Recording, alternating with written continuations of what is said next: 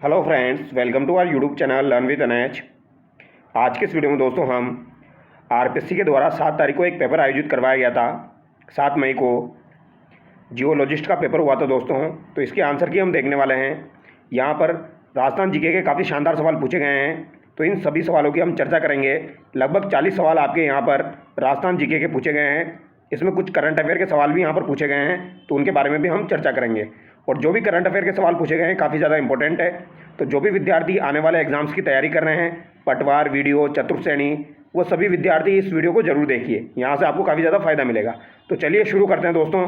पहला सवाल देखिए, राजस्थान के एकीकरण से संबंधित निम्नलिखित कथनों को पढ़िए। तो राजस्थान का जो एकीकरण हुआ था उससे संबंधित 2 कथन दिए गए हैं। अब बताइए यहाँ पर कौन सा कथन आपका सही होगा, ये आपको बताना है। पहला कथन देखिए, राजस्थान को बंबई प्रांत से सुनेल टप्पा प्राप्त हुआ था। तो क्या यह कथन सही है? दूसरा कथन है, शंकर राव देव समिति की अनुशंसा पर उदयपुर का विलय राजस्थान संघ में हुआ था। तो यहाँ पर कौन सा कथन आपका सही है? तो पहला कथन यहाँ पर गलत हो जाएगा, क्योंकि दोस्तों सुनेल टप्पा जो है ये एमपी से मिलाया गया था, ना कि बंबई प्रांत से। तो ये कथन आपका गलत हो जाएगा। सुनेल टप्पा हमने एमपी से मिलाया था। शंकर राव देव समिति की अनुशंसा पर उदयपुर का विलय राजस्थान संघ में हुआ, तो ये कथन भी आपका गलत हो जाएगा। तो यहाँ पर दोनों कथन आपके गलत है, तो ऑप्शन 4 यहाँ पर आपका करेक्ट हो जाएगा, क्योंकि उदयपुर का विलय जो है दोस्तों वो शंकर राव देव समिति की अनुशंसा पर नहीं हुआ था। तो यहाँ पर आपका राइट आंसर ऑप्शन 4 हो जाएगा। दोनों कथन यहाँ पर गलत है। अगला सवाल देखिए, एकदम शानदार सवाल है दोस्तों। मैं तो थारा डेरा निरखण आई हो, मारी डोडी राजला नामक लोकगीत निम्न में से किस अवसर पर गाया जाता है? तो ये एक प्रकार का आपका लोकगीत है। ये किस अवसर पर गाया जाता है? तो आप इसको ध्यान से देखोगे दोस्तों तो आपको पता लग रहा होगा, यहाँ पर जला गीत, इसे बोला जाता है जला गीत। तो जला गीत आपका किस अवसर पर गाया जाता है? तो भैया वधु पक्ष के द्वारा जब बारात का डेरा देखने जाते हैं तब ये गीत गाया जाता है, यानी विवाह के समय ये गाया जाता है। ऑप्शन बी यहाँ पर आपका करेक्ट होगा। अगला सवाल देखिए, निम्न में से किस संत को राम स्नेही की रेण शाखा का प्रवर्तक माना जाता है? तो रेण शाखा के संस्थापक आपके कौन हो जाएंगे? संत दरियाऊ जी हो जाएंगे। ऑप्शन 1 यहाँ पर आपका करेक्ट हो जाएगा। अगला सवाल देखिए, मंदिर वास्तुकला के संदर्भ में निम्नलिखित कथनों पर विचार कीजिए और सही विकल्प का चयन कीजिए। तो यहाँ पर मंदिर वास्तुकला के बारे में आपसे पूछा गया है। समिदेश्वर मंदिर जो कि आपका चित्तौड़गढ़ में स्थित है, जिसे मोकल का मंदिर भी कहा जाता है, यह मरु गुज्जर शैली का महत्वपूर्ण मंदिर है। तो क्या पहला कथन सही है? दूसरा कथन देखिए, भंड देवरा मंदिर रामगढ़ भूमि शैली का महत्वपूर्ण मंदिर है। तो दोस्तों यहाँ पर पहला कथन आपका बिल्कुल सही है, क्योंकि ये मारू गुज्जर शैली यानी कि सोलंकी शैली में बना हुआ है, और भंड देवरा मंदिर जो है ये आपका भूमि शैली का एक महत्वपूर्ण मंदिर है। तो ये दोनों कथन यहाँ पर बिल्कुल सही हो जाएंगे, यानी कि ऑप्शन 3 यहाँ पर आपका करेक्ट हो जाएगा। ये आपको ध्यान रखना है, ठीक है। और भूमि शैली का सबसे पुराना मंदिर अगर आपसे पूछा जाए तो वो सेवाड़ी का मंदिर हो जाएगा आपका, जो कि पाली में स्थित है। अगला सवाल देखिए, गीदड़ लोक नृत्य का मुख्य वाद्य यंत्र कौन सा है? तो गीदड़ लोक नृत्य शेखावटी क्षेत्र का लोकप्रिय है। इसका मुख्य वाद्य यंत्र आपको बताना है। तो गीदड़ का मुख्य वाद्य यंत्र कौन सा हो जाएगा दोस्तों? तो ये आपका नगाड़ा हो जाएगा। तो गीदड़ लोक नृत्य का मुख्य वाद्य यंत्र आपका नगाड़ा होगा, ये आपको ध्यान रखना है। अगला सवाल देखिए, निम्नलिखित में से कौन से कथन राजस्थानी कवि केशव दास के बारे में सही है? तो केशव दास गार्डन जो है दोस्तों, इनके बारे में कौन सा कथन सही है? उसने गुण रूपक नामक ग्रंथ की रचना की। तो दोस्तों केशवदास गार्डन के द्वारा गुण रूपक नामक ग्रंथ की रचना की गई थी, ये बिल्कुल सही है, ठीक है, ये बात बिल्कुल सही है। गुण रूपक ग्रंथ में बीकानेर के शासक राय सिंह का वर्णन है। तो दोस्तों ये कथन आपका गलत हो जाएगा। हालांकि इन्होंने यहाँ पर पूरा नाम नहीं दिया है दोस्तों, इसको बोला जाता है गज गुण रूपक, गज गुण रूपक इसे बोला जाता है। तो यहाँ पर राय सिंह का वर्णन नहीं मिलता है दोस्तों, इसमें गज सिंह का वर्णन मिलता है। तो यहाँ पर ऑप्शन ए आपका सही होना चाहिए, ऑप्शन ए यहाँ पर आपका करेक्ट होगा। अगला सवाल देखिए, एक प्राकृतिक प्रदेश की निम्नलिखित विशेषताओं पर विचार कीजिए। इसकी औसत ऊंचाई 1225 मीटर है। तो 1225 मीटर मैंने काफ़ी बार आपको बता रखा है किसकी ऊंचाई हो जाएगी? भोरहाट के पठार की ऊंचाई हो जाएगी। भोरहाट के पठार की ऊंचाई कितनी हो जाएगी? 1225 मीटर हो जाएगी, और जरगा सर्वोच्च शिखर हो जाएगा आपका इसका। तो यहाँ पर ऑप्शन 3 आपका करेक्ट हो जाएगा। अगला सवाल देखिए, यहाँ पर आपको सुमेलित करना है कौन सी नदी का उद्गम कहाँ से होता है? काली सिंध नदी का उद्गम दोस्तों बागली गांव एमपी देवास से होता है, ये आपको ध्यान रखना है। कातली नदी का उद्गम खंडेला पहाड़ियों से होता है। एक बार इसको ढंग से मिला देता हूँ मैं। काली सिंध का आपका बागली गांव देवास से होगा, कातली का आपका खंडेला की पहाड़ी से होगा, लूनी का आपका नाग पहाड़ से होगा, और ये कच्छ में जाके गिर जाएगी। बाणगंगा का उद्गम आपकी बेराट की पहाड़ी से होगा। तो यहाँ पर राइट आंसर आपका सेकंड, ए में आपका सेकंड हो जाएगा, बी में आपका दोस्तों 4 हो जाएगा, बी में आपका 4 हो जाएगा, ए में आपका सेकंड हो जाएगा, यानी कि थर्ड ऑप्शन आपका करेक्ट हो जाएगा। अगला सवाल देखिए, यहाँ पर भी आपको कौन सा सुमेलित नहीं है, ये आपको बताना है। राणा प्रताप आपका चित्तौड़गढ़ बिल्कुल सही है। उमेश सागर भीलवाड़ा बिल्कुल सही है। कायलाना बीकानेर नहीं है दोस्तों, कायलाना आपकी कहाँ पर हो जाएगी, जोधपुर में हो जाएगी। थोड़े दिन पहले ही मैंने ये टेलीग्राम पर आपके सवाल अपलोड किया था। कायलाना झील आपकी कहाँ पर स्थित है, तो जोधपुर में स्थित है। बेसिक सा सवाल है लेकिन पूछा जाता है। तालाबशाही आपकी धौलपुर में हो जाएगी।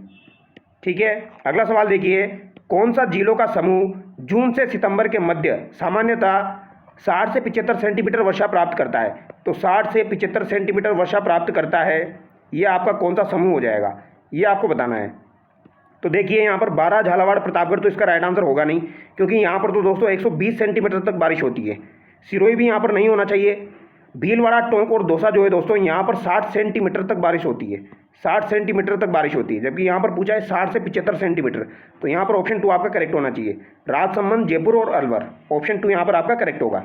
अगला सवाल देखिए, राजस्थान के निम्नलिखित में से किस कृषि जलवायु प्रदेश की मुख्य खरीफ फसल मक्का, धान, गन्ना और तिल है। और ऐसा सवाल आपके वीडियो के एग्जाम में जरूर पूछा जाएगा, एक सवाल, ये आपको ध्यान रखना है। ठीक है, ऐसा कौन सा आपका कृषि जलवायु प्रदेश है जिसमें मुख्यतः मक्का होती है दोस्तों। तो मक्का से आपको पता लग जाना चाहिए दक्षिणी राजस्थान। मक्का से आपको पता लग जाना चाहिए दक्षिणी राजस्थान, क्योंकि मक्का सर्वाधिक कहाँ पर उत्पादित होती है, उदयपुर साइड में, बांसवाड़ा साइड में, इधर उत्पादित होती है। तो यहाँ पर आपका राइट आंसर क्या हो जाएगा, आर्द्र दक्षिणी मैदान, ऑप्शन 1 यहाँ पर आपका करेक्ट होगा। पूर्वी नहीं होगा यहाँ पर, ये आपको ध्यान रखना है, यानी कि यहाँ पर आपका जो है आर्द्र दक्षिणी मैदान होगा। अगला सवाल देखिए, नागौर तथा पाली की मुख्य मृदा का प्रकार है। तो नागौर और पाली में आपकी कौन सी मृदा पाई जाती है। तो नागौर पाली में नॉर्मली आपकी सरोजमी मृदा पाई जाती है, यानी कि यहाँ पर लाल रेतीली मृदा आपकी पाई जाती है, ऑप्शन 1 करेक्ट होगा। ठीक है, अगला सवाल देखिए, निम्नलिखित विशेषताओं के आधार पर राजस्थान के वन के प्रकार को पहचानिए। तो वन के प्रकार को पहचानना है, यह वन सामान्यतः उदयपुर में, कोटा में, बूंदी में, चित्तौड़गढ़ में और सिरोही जिलों में पाए जाते हैं। यानी कि सिरोही के साथ साथ उदयपुर, कोटा, बूंदी, चित्तौड़ में पाए जाते हैं। वनों में सामान्यतः धोकड़ा भी मिलता है, गुलर, आम, पलास, सेमल आदि वृक्ष पाए जाते हैं। यह वन 300 से 1200 मीटर की ऊंचाई पर पाए जाते हैं। तो भैया ये ऐसे कौन से वन हो जाएंगे आपके, तो ये वन हो जाएंगे आपके शुष्क सागवान वन। तो यहाँ पर ऑप्शन 1 आपका करेक्ट होगा। ठीक है, यहाँ पर राइट आंसर क्या हो जाएगा, ऑप्शन 1 हो जाएगा दोस्तों। ये आपको ध्यान रखना है, क्योंकि 300 से 1200 मीटर ऊंचाई पर यही आपके पाए जाते हैं, लगभग 250 सेंटीमीटर से ऊपर।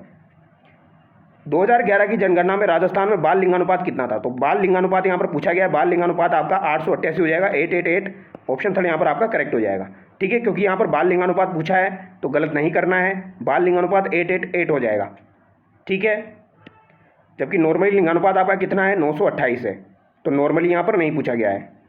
अब आगे देखिए, बालोतरा और बगरू में जल प्रदूषण का प्रमुख कारण क्या है। तो बालोतरा और बगरू में जल प्रदूषण का प्रमुख कारण क्या हो जाएगा दोस्तों, रंगाई छपाई उद्योग हो जाएगा, यानी कि यहाँ पर वस्त्र इकाइयाँ ज़्यादा है, तो ऑप्शन 4 यहाँ पर आपका करेक्ट होगा।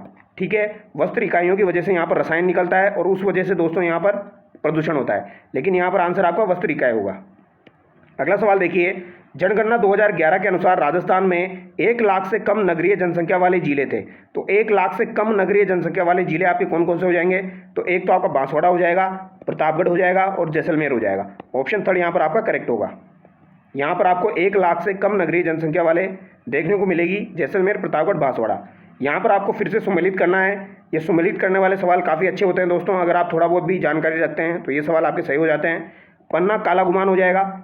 ठीक है, फ्लोराइड आपके मांडो की पाल हो जाएगी। लिग्नाइट आपका दोस्तों क्या हो जाएगा, कपूरी हो जाएगा, जालिपा हो जाएगा। और रॉक फास्फेट आपका झामर कोटड़ा हो जाएगा। तो यहाँ पर सेकंड फर्स्ट फिर फोर्थ थर्ड होगा, सेकंड फर्स्ट फोर्थ थर्ड एक ही ऑप्शन में दिया है, यानी कि ऑप्शन 1 आपका करेक्ट होगा। अगला सवाल देखिए, राजस्थान के उन स्थानों का चयन कीजिए जो सोलर पार्क से संबंधित है। तो सोलर पार्क से संबंधित आपके कौन कौन से हो जाएंगे, पोहरा, पूगल, नोक, आकल। तो दोस्तों जहाँ तक मुझे याद आ पा रहा है, पूगल जो है ये भी आपका सोलर पार्क है, नोक भी आपका सोलर पार्क है, लेकिन पोहरा मैंने नहीं सुना है। तो पोहरा अगर आपने सुना हो तो आप बताना। पोहरा मेरे हिसाब से यहाँ पर नहीं होना चाहिए और आकल भी यहाँ पर नहीं होना चाहिए, तो बी और सी आपका राइट आंसर होना चाहिए। फिर भी आप एक बार कंफर्म करके बताना, क्या आकल और पोहरा में भी सोलर पार्क है क्या, एक बार आप कंफर्म करके बताना। ठीक है, पूगल और नोक का तो मुझे आइडिया है। अब अगला सवाल देखते हैं, question number 19। Mewar textile mill आपके कहाँ पर है, उदयपुर में नहीं है, ये तो आपकी भीलवाड़ा में है, तो पहला ही ऑप्शन है यहाँ पर आपका गलत हो गया। राजस्थान टेक्सटाइल मिल आपकी भवानी मंडी में हो जाएगी, एडवर्ड मिल आपकी ब्यावर में हो जाएगी और शार्दुल टेक्सटाइल मिल आपकी श्री गंगानगर में हो जाएगी। अब आप लोग मुझे कमेंट करके बताना दोस्तों, ये सवाल आपके एग्जाम में आ सकता है, एडवर्ड मिल की स्थापना कब हुई थी। एडवर्ड मिल की स्थापना कब हुई थी, ये सवाल आपके दोस्तों पटवारी में, वीडियो में या चतुर्थ श्रेणी में किसी भी एग्जाम में पूछा जा सकता है। तो आप कमेंट करके बताना। बिरमानिया और फतेहगढ़ क्षेत्र किस खनिज के उत्पादक क्षेत्र हैं? तो बिरमानिया और फतेहगढ़ किस खनिज के उत्पादक क्षेत्र हैं? तो बिरमानिया भी जो है दोस्तों ये रॉक फास्फेट के लिए फेमस है। ऑप्शन 3 यहाँ पर करेक्ट होगा। ठीक है, झामर कोटड़ा आपको ध्यान रखना है, बिरमानिया जैसलमेर आपको ध्यान रखना है। ठीक है, फतेहगढ़ भी आपको ध्यान रखना है। अगला सवाल देखिए, निम्नलिखित स्थानों में से किस स्थान पर बायोलॉजिकल पार्क स्थापित नहीं है? तो कौन सा स्थान है जहां पर आपको बायोलॉजिकल पार्क देखने को नहीं मिलेगा? तो नाहरगढ़ में देखने को मिलेगा, सज्जनगढ़ में देखने को मिलेगा, माचिया जोधपुर में भी आपको देखने को मिलेगा, लेकिन सिरोही में देखने को नहीं मिलेगा भैया। ऑप्शन 1 करेक्ट होगा। अगला सवाल देखिए, निम्नलिखित में से कौन से देश हिंद महासागर में चागोस द्वीप समूह पर संप्रभुता विवाद में शामिल है? तो चागोस द्वीप समूह आपने सुना होगा दोस्तों, इस पर संप्रभुता विवाद में कौन कौन से शामिल है? तो यहाँ पर मॉरिशस और इसके साथ साथ यूनाइटेड किंगडम, इनके बीच में ये विवाद है। ऑप्शन 4 यहाँ पर आपका करेक्ट होगा। ये करंट अफेयर का सवाल है। विश्व उपभोक्ता अधिकार दिवस 2025 की थीम है। इंपॉर्टेंट सवाल, विश्व उपभोक्ता अधिकार दिवस 2025 की थीम क्या हो जाएगी दोस्तों? तो ये हो जाएगा आपकी स्थायी जीवन शैली के लिए एक उचित बदलाव।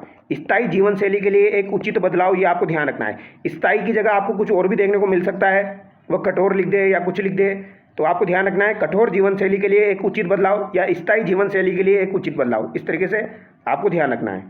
अगला सवाल देखिए, मार्च 2025 में सोर्स एक्स इंडिया 2025 के तीसरे संस्करण का उद्घाटन हुआ।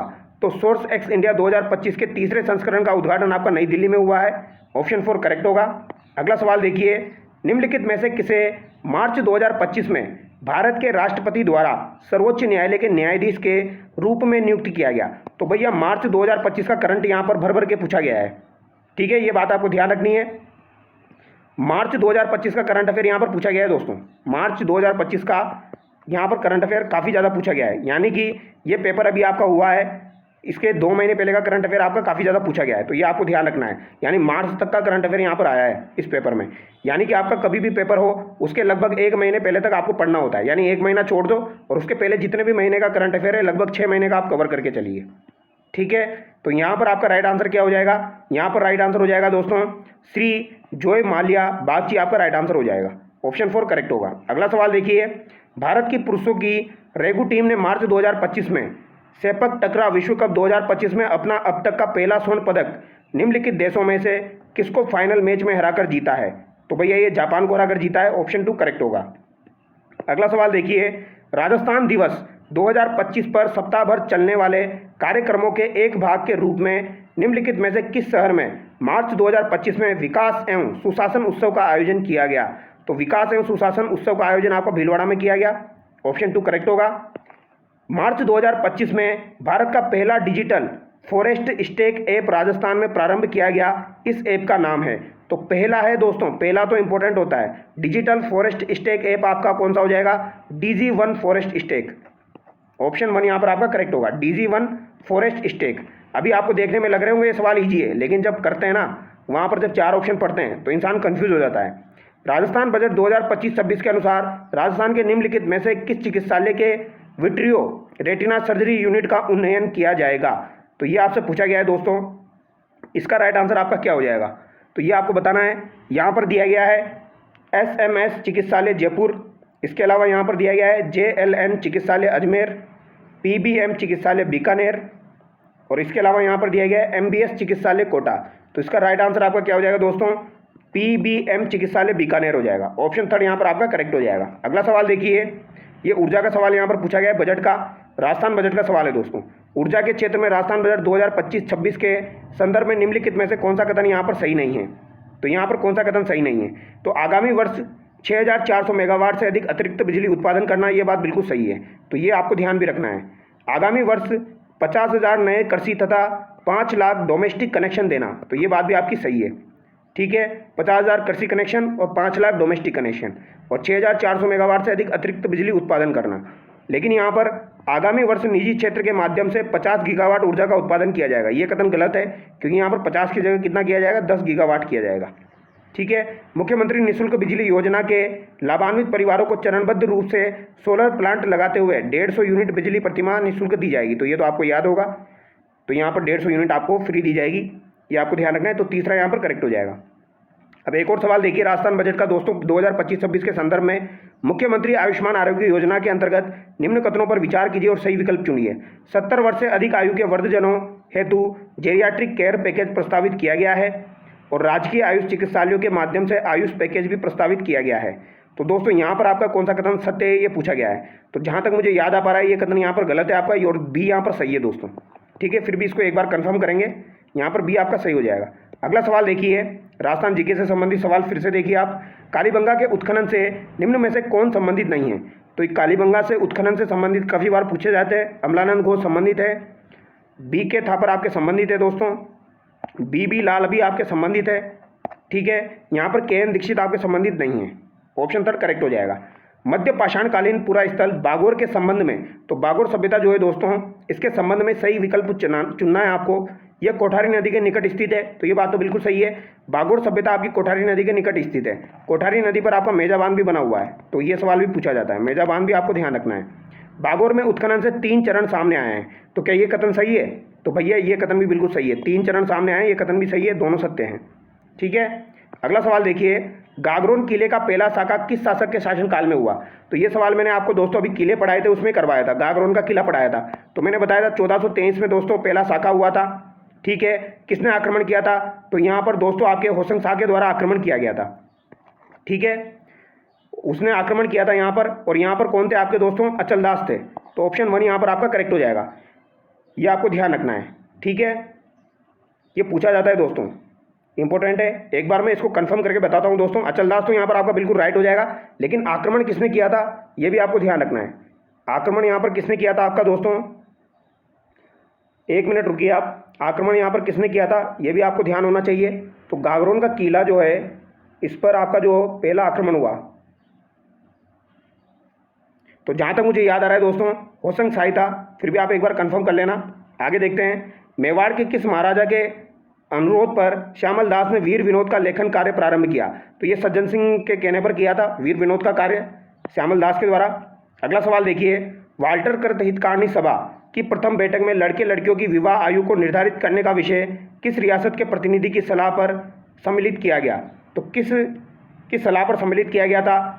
लड़के और लड़कियों की विवाह आयु को निर्धारित करने का विषय किस रियासत के प्रतिनिधि की सलाह पर सम्मिलित किया गया, उदयपुर। ऑप्शन 4 यहाँ पर आपका करेक्ट हो जाएगा। अगला सवाल देखिए, बीकानेर रियासत के चूरू में 1907 में जो सर्वहितकारिणी सभा थी इसकी स्थापना किसके द्वारा की गई थी। तो ये स्वामी गोपाल दास के द्वारा की गई थी। ऑप्शन 1 करेक्ट होगा। राजस्थान में ब्रिटिश सरकार के विरुद्ध आतंकवादी गतिविधियों के तहत डोगरा गोलीकांड की योजना में शामिल नहीं था। तो भैया डोगरा कांड जो है दोस्तों ये आपका 1 अप्रैल 1934 को हुआ था, ये आपको ध्यान रखना है। अब यहाँ पर दोस्तों ज्वाला प्रसाद जिज्ञासु ने तो प्लानिंग बनाई थी डोगरा को मारने की, तो डोगरा को मारने की योजना बनाई थी। ये अजमेर से संबंधित है ये कांड आपका। ठीक है, लेकिन यहाँ पर पूछा गया कौन शामिल नहीं था, तो इसको एक बार क्रॉस चेक करना पड़ेगा इन तीनों में से यहाँ पर कौन शामिल नहीं था। ठीक है, ए तो यहाँ पर नहीं होगा क्योंकि इन्होंने योजना बनाई थी। अब इन 3 में से यहाँ पर आंसर निकलेगा, तो इसको एक बार चेक करेंगे। अगला सवाल देखते हैं, मेवाड़ प्रजामंडल के संबंध में निम्नलिखित कथनों पर विचार कीजिए और सही विकल्प चुनिए। 4 अप्रैल 1938 को उदयपुर में मेवाड़ प्रजामंडल की स्थापना हुई। तो भैया मेवाड़ प्रजामंडल की स्थापना आपकी 24 अप्रैल 1938 को हुई थी, तो ये कथन तो आपका गलत हो गया।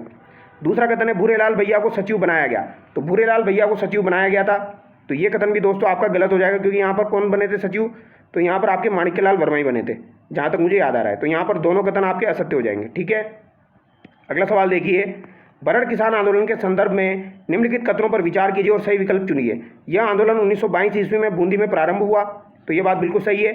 और आंदोलन के दबाव में अनेक भ्रष्ट कर्मचारियों व अधिकारियों को दंडित भी किया गया, तो ये बात भी सही है। तो यहाँ पर दोनों कथन आपके सही हो जाएंगे। तो ये 40 क्वेश्चन आपके यहाँ पर पूछे गए थे पेपर में दोस्तों।